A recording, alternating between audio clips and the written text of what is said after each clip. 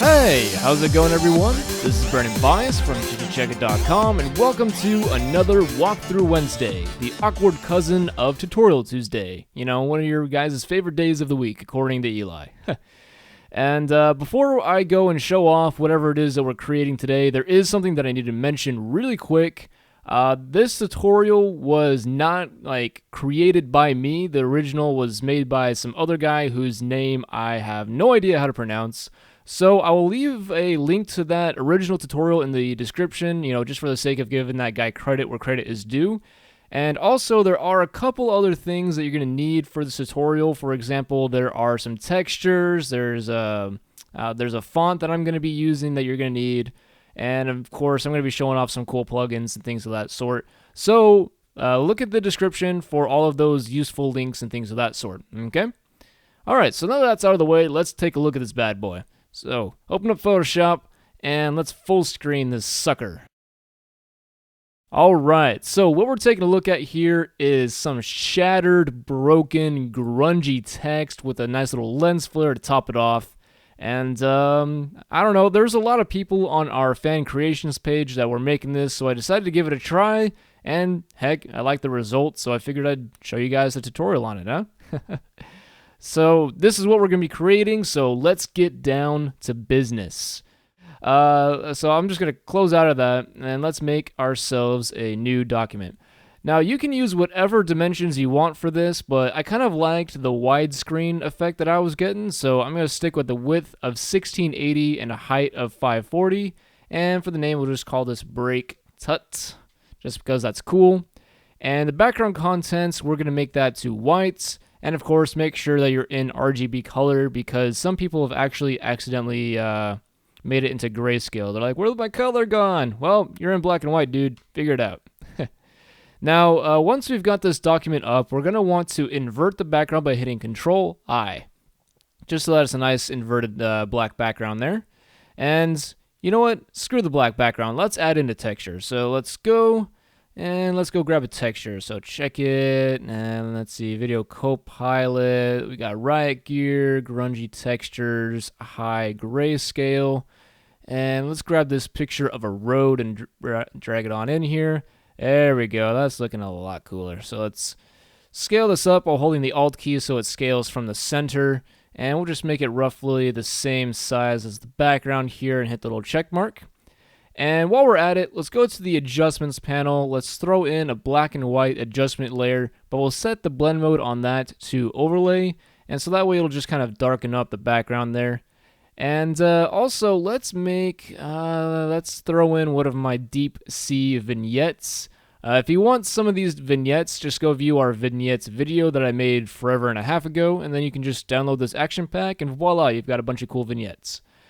But one thing that I do want to do with this vignette is make it so that it's a little wider on the edges. So what I'm going to do is go to this little gradient icon right here, right now, can't talk. Right next to where it says Deep Sea, and just give that a double click, and that will open up the options for it. And for that, we're just going to set the angle to 0, and so that way it's going to go very nicely across it horizontally there. And let's hit OK. And now let's go ahead and change the blend mode from overlay to soft light, and maybe we'll tone down the fill to about maybe 75%, and we will call that good. Oh, actually, no. One more thing. Let's go back to the adjustments over here, and let's add in a curves adjustment. And for that, all I'm going to do is bring down some of the darker shades like so, and then bring back some of the lighter shades up at the top. And maybe we'll just tweak this just a little bit more. And voila. So let's do a little bit of a before and an after. It just darkens up the background, so that's not going to be overly intense when we start adding in our text there. So now that we've got that background set up, let's add in our text. So let's go to our text tool by hitting the letter T, and once that's loaded up, let's make sure that our foreground, or not our foreground color, but our text color is set to white. And the font that I'm going to be using is called American Captain. And so if you want to download that, it's completely free. Just go to the link that I'm going to be providing in the description, and you'll be set to go. And let's go ahead and just type in the word break. There we go. And let's scale this bad boy up. and let's see, how big should be pretty good. So somewhere right there looks good to me. You can use whatever size that you want, just kind of mess with that as you so choose, and then we'll hit the check mark at the top portion of the program right there. So what I want to do is break apart this text by using the lasso tool, but unfortunately, since it's a text layer, I can't do that. It's all made of vectors and stuff rather than pixels. So to convert this to pixels, what I'm going to have to do is go to the break layer, right click it, and go to rasterize type. And so that'll convert this entire path into a set of pixels that I can manipulate with like my eraser or my lasso tool, blah, blah, blah, things of that sort. Now, I do want to make sure that this is centered on the canvas before I get going. So what I'm going to do is hit Control or Command A on my keyboard. Whoops, that was Control S, my bad. I've got this boom mic in the way here.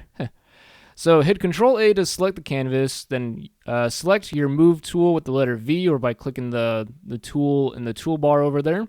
And then I'm going to click this second and fifth icon right here to center it horizontally and vertically on the canvas here.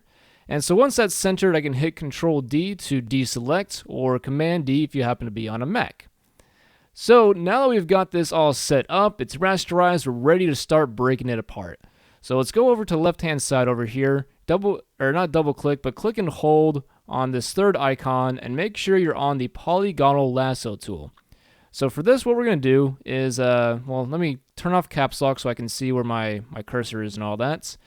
Let's click and, not click and drag, but click to start a point, and then drag somewhere down over maybe right here, and make a selection around the piece that you want to break off, okay? And so once you've got a selection around that piece of the letter, just use the shortcut Control-Shift-J or Command-Shift-J if you're on a Mac. And what that's going to do is if you grab the Move tool, you'll notice that you can click and drag this piece around as you so choose because that selection was cut and pasted into a new layer. As you can see over on the right-hand side, we have this new layer, and if we were to turn it off, that bit of the text there is completely gone. So there we go, we've got this on a separate layer, and we can just move it around as we please.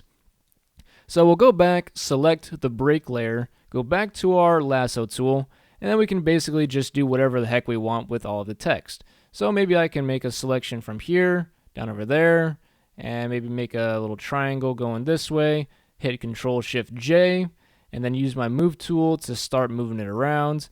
And heck, if you want to, you can hit Control-T on your keyboard or Command-T if you're on a Mac, and just start messing with the size of it, just so that way it looks a little bit more interesting, I guess. Hey, it looks like I made the letter F. Interesting. So that's basically all you're going to do. Use your lasso tool, your marquee tool, whatever the heck you want, and basically just start breaking apart different portions of this text. So just give me a few moments and I'm going to go through and have a little fun with this. So I'll be back in just a quick second.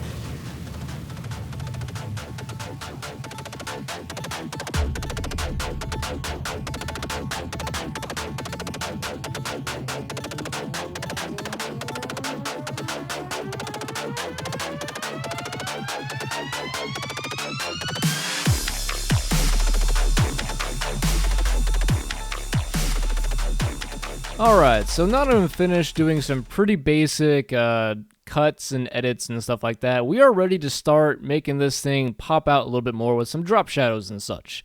So what you're going to do is go and make a selection of all of the layers that you have that are the individual pieces of the word break, excluding the original, which should just be basically the remainder of the entire word there. So with layers 1 through 8 in my case selected, we'll hit the command Control-G or Command-G if you're on a Mac, and we're just going to rename this to pieces, like so. And if you were to turn that off, you'll see that basically all of those portions we cut out are now all in this group here. So with the pieces group selected, we're going to go to Effects, and we'll add in a drop shadow. And for this, you can do whatever you want, but I'm going to turn up the opacity all the way to 100%, maybe increase the distance a little bit, and then I'll change the spread to about maybe 30%, and I'll change the size to 27, just to call it good. And with that, we'll hit OK. And I want to apply this same exact drop shadow to the underlying text beneath it. So an easy way to do that is to hover your mouse over where it says Effects on the side of the group, hold the Alt or the Option key, and click and drag that down to the word break. And there you go, it should copy that directly as it is onto that layer. So now we've got some drop shadows, let's add in a really cool texture. Now, in the original tutorial, there is a texture pack that you can download 100% free. It's like 24, like gravel, or I don't know. It's just a pack of 24 or something or other. I've got it here somewhere. Let's see. Check it. Should be in texture packs. 24 free high-res concrete textures. No wonder I couldn't remember it. Huh. So basically, you're just going to select one of these that you like, click and drag it on in, and I'll scale this up so it's about the right size for the word. Maybe I'll drag this up a little bit, call it good, and then I'll hit the check mark to commit that transformation there. And let's see, now that we've got our texture in here, what we want to do next is mask it so that it's exactly shaped like the word break. But we also want to keep in some of these drop shadows that we're seeing here, so we're going to have to do a little bit of Photoshop magic to make this work, okay? So, pay close attention here. Let's open up the pieces group. If it would open, there we go. So what we're going to do here is convert each, or not really convert, but we're going to make each layer into a selection. So in order to do that, hover your mouse over the thumbnail of a layer, hold the Control or the Command key, depending if you're on a PC or a Mac, and give that a click, and you'll notice that that layer turns into a selection. And so in order to add the next layer to the selection, you're going to hold Control and Shift, or Command and Shift, again, if you're on a Mac, and click that layer, and it will add that to your selection. Then you're just going to keep going down, Control, Shift, click, Control, Shift, click, Control, Shift, click, blah, blah, blah, all the way from layer 1 through layer 8, and then finally down to the break layer. So there we go. Every single one of these should now be a selection. So let's close up the pieces group, turn back on the concrete layer, and let's hit the little mask icon down here at the bottom, which is basically a square with a hole in it, and give that a click. And there you go, the word break has a nice texture to it. But as you can see, we're missing some of the drop shadows that are being applied on top of like the A, the K, things of that sort. So to fix that, what we're going to have to do is drag the concrete texture between pieces and break, but then you'll see that the pieces that we cut out are officially overlapping that. Looks kind of cool, but not what we're trying to go for. So in order to fix this, we're going to have to go back to the pieces group and change the fill all the way down to 0%. So that will get rid of the white portions of the pieces, but we're still keeping the drop shadows that are being applied on top of that. So now we've got a nice little effect, and we're ready to get going through the rest of it and making it look all nice and beautiful. So one thing that I want to do is make the concrete texture a little bit darker. So what I'm going to do is go to my adjustments panel. I'll click the curves adjustment layer, and then I'm going to click this little box with a drop down arrow next to it to make it a clipping mask and only apply to whatchamacallit, the concrete texture. So now I'm just going to make a nice little bit of an S-shaped curve. Let's just make it very slight. And so that will make a nice little set. Whoops. I didn't mean to do that. That will give it a nice little bit of contrasting and kind of darken up some of those areas there. Now, one more thing that I do want to do to make this a little bit more grungy looking is go to the concrete texture and go to effects and add a satin on top of it. And for this, we're going to make a color that's like kind of like a dirty orange sort of color and hit OK. And for that, we're going to change the blend mode to color burn. And maybe we'll drop down the opacity to about maybe the rough 30 percentile range right there. And from here on out, just kind of mess with the angle, maybe put it from the top left, amp up the distance and the size. Maybe we'll mess with the distance a little bit more. Maybe not so much size. I don't know, just kind of mess with that. That's actually not looking too bad at all. Actually, I like that a lot. So what I've got going on right now is an opacity of 30% for the color 644215. The angle is at 124 degrees. The distance is at 27 pixels, and the size is at 38 pixels as well. And so now we've got that. We can hit OK. And let's start making this look a little bit cooler by adding in some broken glass and such. So one of the textures is that was provided in the original tutorial is this smashed glass texture. So for this, all I'm going to do is right click, copy the image, then we'll go back and then edit, paste that in, and there we go. We've got ourselves a nice little broken glass texture. Nice and easy. So with this glass, we're going to change the blend mode to linear dodge, and that way it basically just adds itself to the original image like so. And if you want to, you can change the size of it with Control T, move it around, things of that sort, and just, get an effect that looks pretty good for you.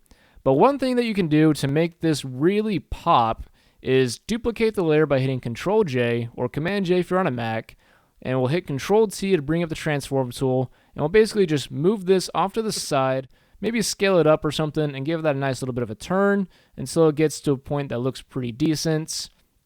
Not really liking any of these at the moment. Actually, right there is not too bad. So we'll put that up in the corner. We'll hit the check mark to commit that transformation. And so now with this copy selected, let's go to Filter, Blur, Gaussian Blur, and we'll keep it at about a radius of 5 pixels. And then we'll hit OK. And now you'll see that we're getting this kind of depth of field look to where we have some glass on the side that's kind of faded out from the depth of field illusion, and then everything that's a little further back is in focus. So now we'll just duplicate the glass again with Control J, Control T to bring up to that transform tool, and move another copy of this around somewhere. Maybe right there is looking pretty good. And let's make one more and put it down here. And you know what? Screw it. Let's make a fourth one just for the fun of it. And put that right about there. So there we go. We've got all of these layer 9 copies, and I'll just put those into a group and call that glass. That way I know where they are. And there we go. We've got a very nice effect going on here. So if you guys really feel like it, this could be the official end of the tutorial, and you don't have to do anything further. But you know me, I like my plugins and stuff, so I have to add a little bit more to this with the plugins I've got to make it, just really pop a little bit more. So what I'm going to do is add in a nice lens flare, and the way I'm going to do that is by merging everything into a new layer with the shortcut Control-Alt-Shift-E or Command-Option-Shift-E if you're on a Mac. And let's just rename this to Flare over here. And now we'll go to Filter, we'll go to Red Giant Software, and we'll go to Knoll Light Factory, my bad. And this is a lens flare that I actually made myself. You can use whatever lens flare you want. And I'm just going to put this off to the side over here, just as a nice little bit of an addition. And maybe I'll mess with the brightness a little more, a little less, maybe a little bit less, until it just looks pretty good. And then we'll hit OK. And so now let's duplicate the flare layer with Control J. Wow, flare layer. That just sounded bizarre. Wow. Anyway, so with the flare copy selected, let's just rename this to, I don't know, let's just call that Final. Who cares? And we'll go to Filter. We'll go to Magic Bullet, and we'll use Photo Looks. And the thing that I'm using for this is under Stock Emulation, and it's called Mishandled Negative. And I don't know what it is about this particular effect. I don't know, it just looks awesome to me. And, you could always use something else, like the 2-strip cool stock looks pretty cool as well. I mean, look at that. That's legit. But, you can use whatever, you want. But personally, I like the Mishandled Negative. So I'll select that, hit OK. And now that this is applied, I do realize that it's a little bit too intense, so I'm just going to put down the opacity to about 90. And so that'll just kind of lighten it up just a little bit, bring back some of that original coloring, and that's all there is to it. There you go, guys, the shattered text effect. Booyah! Oh my goodness, sometimes I just sound ridiculous, don't I? I need to work on that.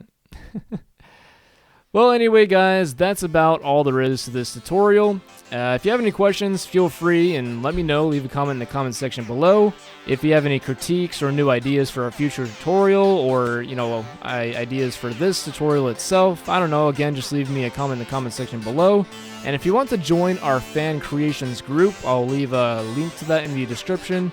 And also, don't forget to look in the description for all of the links that you need in order to make this possible, excluding like Photo Looks and Knoll Light Factory, unless you want to go buy it, because they're actually a little on the expensive side. So anyway, guys, that's all I got for you this week. I hope you enjoyed it, and I will see you next Tuesday. Peace out.